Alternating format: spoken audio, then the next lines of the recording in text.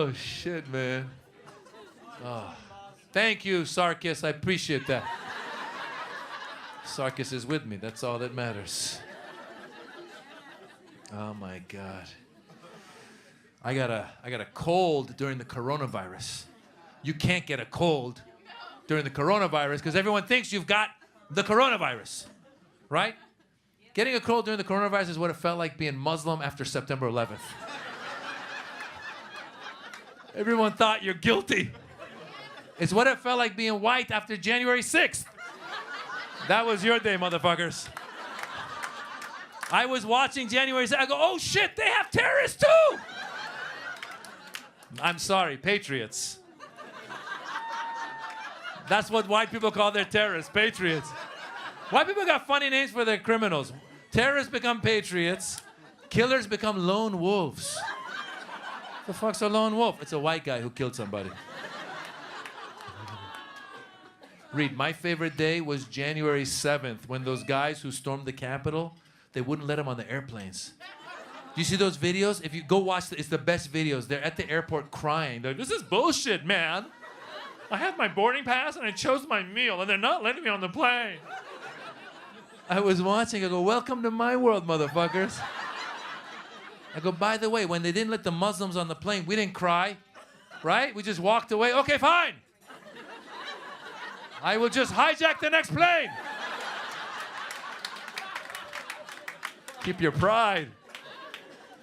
They caught that one guy, what's his name? The shaman. Remember the shaman, the guy with the horns? They caught that guy, the shaman, and then he demanded organic food. And we gave it to him. Only in America, they go, is there a jail near a Whole Foods somewhere? He's a shaman, but now he's a quinoa man. He wants organic food. Don't know if you guys have been following January 6th. They've caught a lot of those guys, and a lot of them have been saying that they didn't mean to storm the Capitol. They got caught up in the moment. What kind of bullshit, privilege, bullshit excuse, right? What kind of I don't know about you guys, but I've never been outside of a bank. Just using the ATM, had a bank robber run by, made eye contact. Let's do this shit, motherfucker. Go in front of the judge. Your Honor, I didn't mean to do it. I got caught up in the moment. I was going for $20, decided to go for $20,000. What the hell, you know? What are you gonna do? Here's another one. I don't know if you heard about this, but after the Capitol was stormed, they were interviewing Susan Collins. She's a senator out of Maine, Republican senator out of Maine. She said when she heard the Capitol was being stormed, she thought it was the Iranians. You can look it up. She said that in the interview. I heard that. I go, bitch. I go, we don't storm buildings. Iranians, we buy buildings. Yeah, I tweeted her back. I go, listen, if you're ever at the Capitol, you see some Iranians walking around with their hands behind their backs, just looking around going, how much per square foot? That might be the Iranians buying the Capitol. We make it into duplex, Republican, Democrat. That side, all Republican, that side, Democrat. We make the thing high rise. It's going to be very good. Every time I'm on Zoom, I try to watch everybody else who's in the Zoom meeting, but inevitably, my eyes work their way back to my face. And I start noticing every fault on this fucking face. I swear to God, they were pitching a TV show to me. I was listening. All of a sudden, I look over, I go, holy shit. When did I get so old? I go, look at these wrinkles. I got crow's feet. I didn't know, where'd my eyebrows go? I have no eyebrows. I didn't know I was this bald. Holy shit. That's a big nose. What the fuck? I wonder if it's smaller. It's bigger this way! Josefa, by the end of the meeting, the guy goes, what do you think of the TV show? I go, I think I need plastic surgery.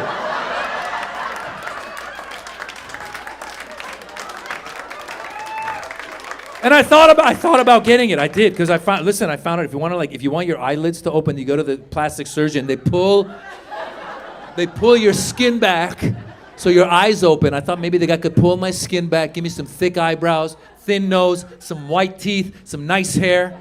right? And the key to getting work done, I found out, you're not supposed to admit you had work done. Right? So I'd be walking around Los Angeles all shiny. People be like, Maz, did you get work done? I'd be like, no. I've been juicing. How come you have a big ass? That's elderberry juice. Why do you have breasts? That's turmeric. Turmeric. Oh, my God. You know who I was jealous of during the pandemic? Was doctors. Are there any doctors in the house? Any doctors? There we go. What kind of doctor are you, young lady? What kind? Gastroenterologist. There you go. GI, right? Fart doctor, right? It's the best. You got a lot of clients tonight. The Persians are here. We have a lot of gaseous. The Indians, you know what, curries. You're going to have a lot. Just start handing out business cards on the way out. Venezuela, yeah, spicy, some shit. You know why I was jealous of doctors? Doctors were doing Zoom consults during the pandemic. Did you do Zoom consults? You were there. Look at you with the mask. You were brave. Look at you. Give it up for her, saving lives. Yes. My friend told me you could get a Zoom consult physical, and I was like, how does that even happen? Because usually the doctor's got to touch you to make sure you're okay. How does that work? What do you get on the Zoom with the doctor? He goes, okay, Maz, welcome to your annual checkup. Let's get started. Okay, I need you to grab your balls and cough.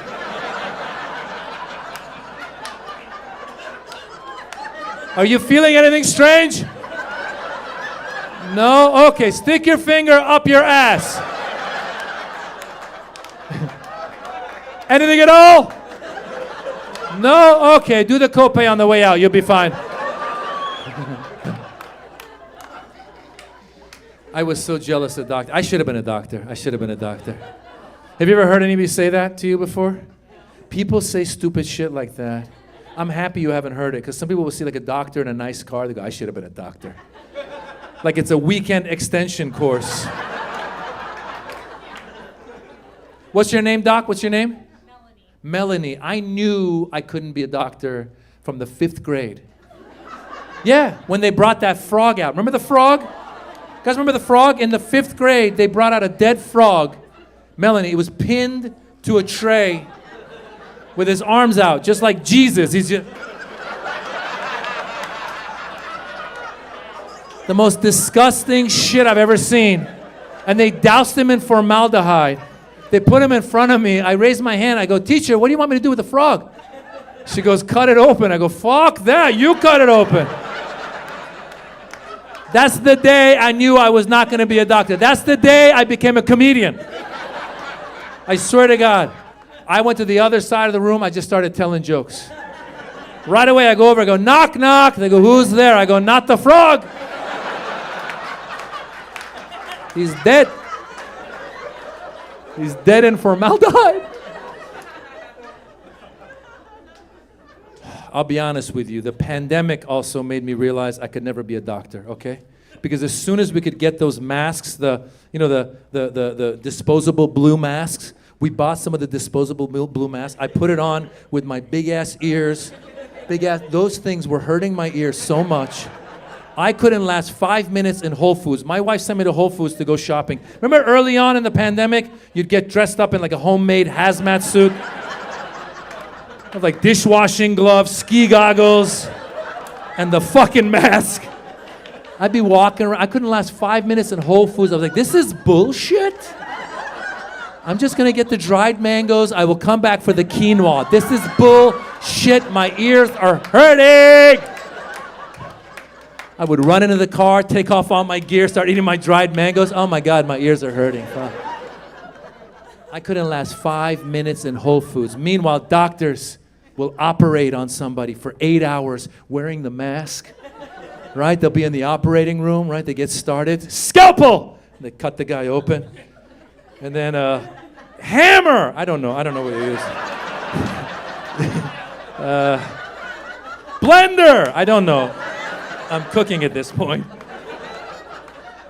Halfway through the surgery, the nurse will be like, "Doctor, do you want a mask break?" "No, God damn it. We're here to save a life. I'll be here for 8 hours. My ears will suffer." If I were the doctor, 5 minutes in, "Guys, he's not gonna make it. I gotta go. This is bullshit. I have dried mangoes in the car. Let's go, guys."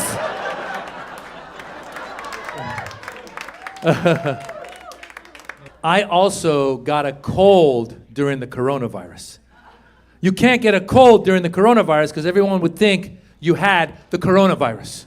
Right? Like getting a cold during the coronavirus is what it felt like being Muslim after September 11th. Yeah! Everyone thought you're guilty. Right? Like Asians, it's what it felt like being Asian during the coronavirus. They were blaming it on Asians, right? White people is what it felt like being white after January 6th. That was your day, motherfuckers. I remember, Blake, I was watching the news. I go, "Oh shit, they got terrorists too!" I'm sorry. Patriots. White people have very funny names for their criminals. Your terrorists become patriots. Your drug dealers become pharmaceutical reps. Your killers become lone wolves. Like, what's a lone wolf? He's a killer who's white. My favorite day was January 7th when they wouldn't let those motherfuckers get on the airplanes. Don't know if you've seen the videos. Go home and watch the videos. These guys had the nerve. They attacked the Capitol on January 6th. They had the nerve to go to the airport the next day, try to get on the plane. They were at the airport crying. Did you see the videos? They're like, "This is bullshit, man. They won't let me on the plane, man. I have my boarding pass and I chose my meal. They're not letting me on the plane, man." I was watching, I go, "Welcome to my world, motherfuckers."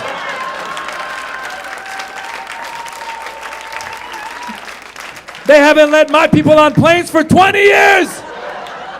My cousin Mahmoud is still walking across the country. I go, "By the way, when they didn't let the Muslims on the planes, we didn't cry. We didn't cry, okay? We just walked away. We're like, okay, fine. I would just hijack the next plane." That's how you do it. I've been following the whole January 6th. I don't know if you heard about it, but they obviously put a lot of the people who stormed the Capitol, they put them in jail.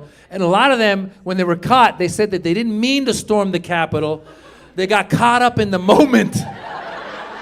What kind of stupid ass, bullshit, white privilege excuse is that? Because I don't know about you guys, but I've never been outside of a bank just using an ATM. Looked over, seen a bank robber run by, made eye contact. "Let's do this shit, motherfucker."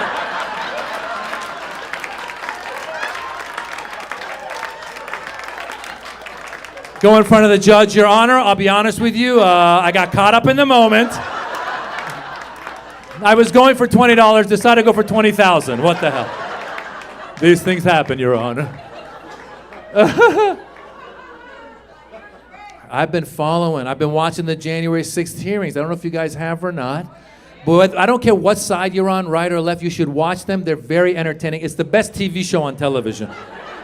My favorite episode was that one where that girl Cassidy Hutchinson came out and she said, remember her? She came out, she said Trump tried to choke his Secret Service agent. And the people on the right were like, "No way." And the people on the left were like, "Yeah, way." But I'm thinking, you know what's interesting? We all as a country, we heard that Trump tried to choke his Secret Service agent. All of us were like, "Yeah, it's possible." That's how crazy he is. In the past, if you heard like President Eisenhower choked his Secret Service agent, "No way, he's very stately, he would never do that." But you hear Trump, you're like, that could have happened, definitely could have happened. If you heard Biden choked his Secret Service agent, you'd be like, how old was the Secret Service agent? I love soccer. I watch it all the time. I watch it now all the time. And a lot of my American friends that complain, they say that they don't like to watch soccer because it's too low scoring. It's too low scoring. This is what I tell them. You got to watch the game from the beginning. Watch the game from the beginning because the excitement in soccer, the excitement builds. The excitement, it's a very orgasmic game If you watch soccer from the beginning, from the oh my God, that was close, that was close, that was close, that was close. Hold it in, hold it in, hold it in, hold it in, hold it in, hold it in, hold it in, hold it in, hold it in, hold it in, hold it in, hold it in. You go back, off the post, oh my God, dead rabbits, dead rabbits, dead rabbits, dead rabbits, dead rabbits, dead rabbits. Even when they score, the announcer is very orgasmic. Goal! You're like, yeah! But that's where the analogy with sex ends, okay? After that, sex and soccer are very different, all right? Because in soccer, you actually want to outscore your opponent. In sex, you do not want to outscore your opponent. You don't want to, after sex, turn to your wife, be like, hey, how many times did you climax? 0, 3, loser. It's not a good way to play, guys. All I'm saying, if that's how you play, you won't be going to the next round. That's all I'm saying, man, bro. She's gonna look for someone with better ball control. That's all I'm saying. A German might show up at your house. That's all I'm saying. You might open the door. I believe I'm here to have sex with your wife. I believe you're right. I believe.